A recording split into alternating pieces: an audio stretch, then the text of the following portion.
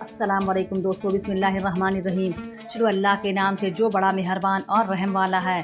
صرف 5 منٹ کا مدرسہ قرآن و حدیث کی روشنی میں۔ جمادی الثانی، اسلامی تاریخ، حجۃ الوداع۔ فتح مکہ کے بعد جب پورے عرب میں مذہب اسلام کی خوبیاں اچھی طرح واضح ہو گئی اور لوگ فوج در فوج شرک و بت پرستی کو چھوڑ کر اسلام قبول کرنے لگے، تو اب وقت تھا کہ حضور صلی اللہ علیہ وسلم خود عملی طور پر فریض حج کو انجام دے کر اسلام کے اس عظیم رکن کی شان و شوکت اور اس کی ادائیگی کے صحیح طریقوں کو بیان فرمائیں اور شرکیہ باتوں اور جاہلی رسوم و عادات سے اسے پاک کر دیں۔ چنانچہ رسول اللہ نے حج کا ارادہ کیا اور 25 یا 26 ذی القعدہ سن 10 ہجری کو ظہر کی نماز کے بعد مدینہ منورہ سے روانہ ہوئے۔ تمام ازواج مطہرات اور سیدہ فاطمہ الزہرا رضی اللہ تعالیٰ عنہ سے آپ صلی اللہ علیہ وسلم کے ساتھ تھی اور صحابہ کرام 1 لاکھ سے زائد کی تعداد میں آپ صلی اللہ علیہ وسلم کے ساتھ شریک تھے۔ مقام ذوالحلیفہ کے غسل فرما کر احرام باندھا۔ 4 ذی الحجہ کو اتوار کے دن مکہ مکرمہ پہنچے۔ سب سے پہلے خانہ کعبہ کا طواف کیا اور صفا و مروہ کی سعی فرمائی اور 8 ذی الحجہ سے حج کے ارکان کو ادا کرنا شروع فرمایا۔ یہ آپ صلی اللہ علیہ وسلم کی مبارک زندگی کا آخری حج تھا، اسی لیے اس کو حجۃ الوداع کہا جاتا ہے۔ اللہ کی قدرت، انسان کا سر قدرت کا شاہکار۔ انسان کے سر کو دیکھیے، اللہ تعالیٰ نے کیسا متور، گول اور خوبصورت بنایا ہے اور اس کو پورے جسم کے قیمتی خزانے چھپا رکھے ہیں۔ انسان کا سر 55 ہڈیوں سے جڑا ہوا ہے۔ تمام ہڈیاں ایک دوسرے سے جدا ہیں، سب کی شکلیں الگ الگ ہیں۔ 6 ہڈیاں کھوپڑی کے حصے میں ہیں، 24 اوپر کے جبڑے میں اور 2 نیچے کے جبڑے میں اور باقی دانت میں ہیں۔ تن تمام کو حسن ترتیب کے ساتھ جوڑ کر ایک خوبصورت شکل بنائی۔ غور کرو اس کی کاریگری کتنی زبردست ہے۔ ایک فرض کے بارے میں، بیوی کی وراثت میں شوہر کا حصہ۔ قرآن میں اللہ تعالیٰ فرماتا ہے، تمہارے لیے تمہاری بیویوں کے چھوڑے ہوئے مال میں سے آدھا حصہ ہے جبکہ ان کی کوئی اولاد نہ ہو، اور اگر ان کی اولاد ہو تو تمہاری بیویوں کے چھوڑے ہوئے مال میں 1/4 حصہ ہے۔ تمہیں یہ حصہ ان کی وصیت اور قرض ادا کرنے کے بعد ملے گا۔ ایک سنت کے بارے میں، سونے سے پہلے بستر جھاڑ لینا۔ حضرت ابو ہریرہ علیہ السلام فرماتے ہیں کہ رسول اللہ صلی اللہ علیہ وسلم نے فرمایا، جب تم میں سے کوئی بستر پر آئے تو اسے کسی کپڑے سے جھاڑ لے، اسے نہیں معلوم کہ بستر میں کیا ہے۔ ایک اہم عمل کی فضیلت، جنت میں داخل کرنے والی چیز۔ رسول اللہ صلی اللہ علیہ وسلم سے پوچھا گیا کہ لوگوں کو سب سے زیادہ جنت میں داخل کرنے والی کیا چیز ہے؟ آپ صلی اللہ علیہ وسلم نے فرمایا، اللہ سے ڈرنا اور اچھے اخلاق۔ اور سب سے زیادہ آگ میں داخل کرنے والی چیز کے بارے میں سوال کیا گیا تو آپ صلی اللہ علیہ وسلم نے فرمایا، منہ اور شرمگاہ۔ ایک گناہ کے بارے میں، ازار یا پینٹ کو ٹخنے سے نیچے پہننا۔ رسول اللہ صلی اللہ علیہ وسلم نے فرمایا، جو شخص غرور و تکبر میں اپنے ازار کو ٹخنے سے نیچے لٹکائے گا، اللہ تعالیٰ قیامت کے دن اس کی طرف رحمت کی نظر سے نہیں دیکھے گا۔ دنیا کے بارے میں، کامیاب کون؟ رسول اللہ صلی اللہ علیہ وسلم نے فرمایا، کامیاب ہو گیا وہ شخص جس نے اسلام قبول کیا اور اس کو ضرورت کے بقدر روزی ملی اور اللہ تعالیٰ نے اس کو دی ہوئی روزی پر قناعت کرنے والا بنا دیا۔ آخرت کے بارے میں، اہل جنت کا اکرام۔ قرآن میں اللہ تعالیٰ فرماتا ہے، یقیناً نیک لوگ آرام میں ہوں گے، مساحریوں پر بیٹھے ہوئے نظارہ کر رہے ہوں گے، تم ان کے چہروں سے جنت کے عیش و آرام کا اندازہ کر لو گے۔ ان کو مہر بند خلیص شراب پلائی جائے گی، اس پر مشک کی مہر لگی ہوگی۔ ایسی پاکیزہ شراب کے لیے رغبت کرنے والوں کو رغبت کرنی چاہیے۔ اس شراب میں تسنیم کے پانی کی ملاوٹ ہوگی۔ وہ ایک ایسا چشمہ ہے جس میں سے نیک بندے پیئیں گے۔ طب نبوی سے علاج، گائے کے دودھ کا فائدہ۔ رسول اللہ صلی اللہ علیہ وسلم نے فرمایا، گائے کا دودھ استعمال کیا کرو کیونکہ وہ ہر قسم کے پودوں کو چرتی ہے، اس لیے اس کے دودھ میں ہر بیماری سے شفا ہے۔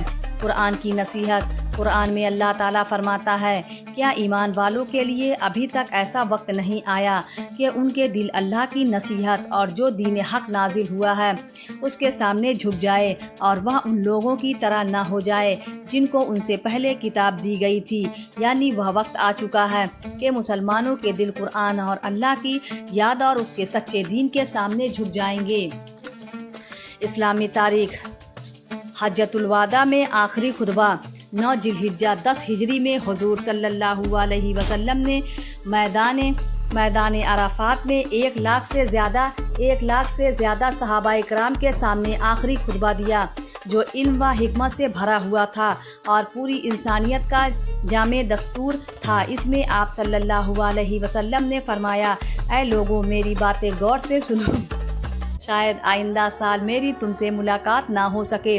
لوگوں، تمہاری جانیں، عزت و آبرو اور مال آپس میں ایک دوسرے پر حرام ہے۔ میں نے زمانہ جاہلیت کی تمام رسموں کو اپنے پیروں تلے رون دیا ہے۔ دیکھو، میرے بعد گمراہ نہ ہو جانا کہ ایک دوسرے کو قتل کرنے لگو۔ میں تمہارے لیے اللہ کی کتاب چھوڑ کر جا رہا ہوں۔ اگر تم اس کو مضبوطی سے پکڑے رہو گے تو کبھی گمراہ نہیں ہوگے۔ تمہارا عورتوں پر اور عورتوں کا تم پر حق ہے۔ کسی عورت کو اپنے شہر کے مال میں سے اس کی اجازت کے بغیر کچھ دینا جائز نہیں ہے، اور قرض واجب الادا ہے۔ جو چیز مانگ کر لی جائے اس کو لوٹانا ضروری ہے، اور زمین توان کا ذمہ دار ہے۔ لوگوں، کیا میں نے اللہ کا پیغام تم تک پہنچا دیا؟ سب نے جواب دیا، بلا شبہ آپ صلی اللہ علیہ وسلم نے امانت کا حق ادا کر دیا اور امت کو خیر خواہی کی نصیحت فرمائی۔ پھر آپ صلی اللہ علیہ وسلم نے آسمان کی طرف انگلی اٹھا کر 3 مرتبہ اللہ تعالیٰ کو گواہ بنایا اور کہا، اے اللہ تو گواہ رہنا، اے اللہ تو گواہ رہنا، اے اللہ تو گواہ رہنا۔ حضور صلی اللہ علیہ وسلم کا معجزہ غیبی مدد۔ صحابہ کرام فرماتے ہیں کہ ہم ایک سفر میں اللہ کے رسول صلی اللہ علیہ وسلم کے ساتھ 400 آدمی تھے۔ ہم لوگوں نے ایسی جگہ پڑاؤ ڈالا جہاں پینے کے لیے پانی نہیں تھا۔ ہم سب گھبرا گئے۔ اتنے میں ایک چھوٹی سی بکری اللہ کے رسول کے سامنے آ کر کھڑی ہو گئی۔ آپ صلی اللہ علیہ وسلم نے اس کا دودھ دھوا اور پھر خوب سیر ہو کر پیا اور اپنے صحابہ کو بھی پلایا، حتیٰ کہ سب سیر ہو گئے۔ اس کے بعد اس بکری کو باندھ دیا گیا۔ صبح کو اٹھ کر دیکھا تو وہ بکری غائب تھی۔ حضور صلی اللہ علیہ وسلم کو خبر دی گئی تو آپ صلی اللہ علیہ وسلم نے فرمایا، جو اللہ اس کو لایا تھا وہی اسے لے گیا۔ ایک فرض کے بارے میں دینی علم حاصل کرنا۔ رسول اللہ صلی اللہ علیہ وسلم نے فرمایا، دینی علم کا حاصل کرنا ہر مسلمان پر فرض ہے۔ ایک سنت کے بارے میں زیارت قبور کی دعا۔ رسول اللہ صلی اللہ علیہ وسلم صحابہ کرام کو زیارت قبور کی یہ دعا سکھاتے تھے۔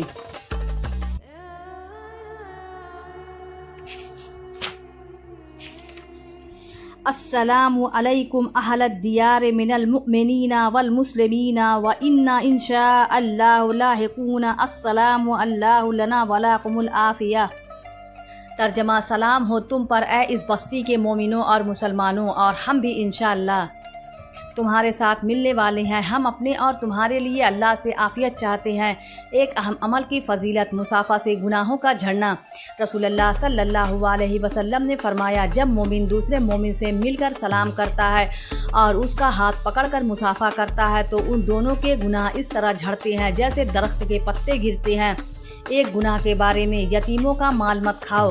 قرآن میں اللہ تعالیٰ فرماتا ہے، یتیموں کے مال ان کو دیتے رہا کرو، اور پاک مال کو ناپاک مال سے نہ بدلو، اور ان کا مال اپنے مال کے ساتھ ملا کر مت کھاؤ۔ ایسا کرنا یقیناً بہت بڑا گناہ ہے۔ دنیا کے بارے میں، مال و دولت قرب خداوندی کا ذریعہ نہیں۔ قرآن میں اللہ تعالیٰ فرماتا ہے، تمہارے مال اور تمہاری اولاد ایسی چیز نہیں جو تم ایک کو درجے میں ہمارا مقرب بنا دے، مگر ہاں جو ایمان لائے اور نیک عمل کرتے رہے تو ایسے لوگوں کو ان کے اعمال کا دوگنا بدلہ ملے گا اور وہ جنت کے بالا خانے میں آرام سے رہیں گے۔ آخرت کے بارے میں، गुनहगारों के साथ कब्र का सुलूक। रसूलुल्लाह सल्लल्लाहु अलैहि वसल्लम ने फरमाया, जब गुनहगार या काफिर बंदे को दफन किया जाता है तो कब्र उससे कहती है, तेरा आना नामुबारक हो, मेरी पीठ पर चलने वाले, मैं तू मुझे सबसे ज़्यादा नापसंद था। जब तू मेरे हवाले कर दिया गया और मेरे पास आ गया है तो तू आज मेरी बदसलूकी देखेगा। फिर कब्र उसको दबाती है और उस पर मुसल्लत हो जाती है तो उसकी पसलियों एक दूसरे में घुस जाती है। तिब्बे नबी से इलाज। खरबूजे का फ़वाइद। रसूलुल्लाह सल्लल्लाहु अलैहि वसल्लम ने फरमाया, खाने से पहले खरबूजे का इस्तेमाल पेट को बिल्कुल साफ़ कर देता है और बीमारी को जड़ से ख़त्म कर देता है। नबी सल्लल्लाहु अलैहि वसल्लम की नसीहत। रसूलुल्लाह सल्लल्लाहु अलैहि वसल्लम ने फरमाया, तुम घरों के दरवाजे के सामने न आया करो बल्कि दरवाज़ों के किनारे पर खड़े होकर सलाम करो। अगर तुम्हें इजाज़त मिल जाए तो दाखिल हो जाओ, वरना वापस चले जाओ। प्यारे इस्लामी भाइयों, अगर आपको वीडियो पसंद आए तो वीडियो को लाइक ज़रूर करें और हमारे चैनल को भी सब्सक्राइब कर लें। मिलते हैं अगली वीडियो में, तब तक के लिए अल्लाह हाफिज़।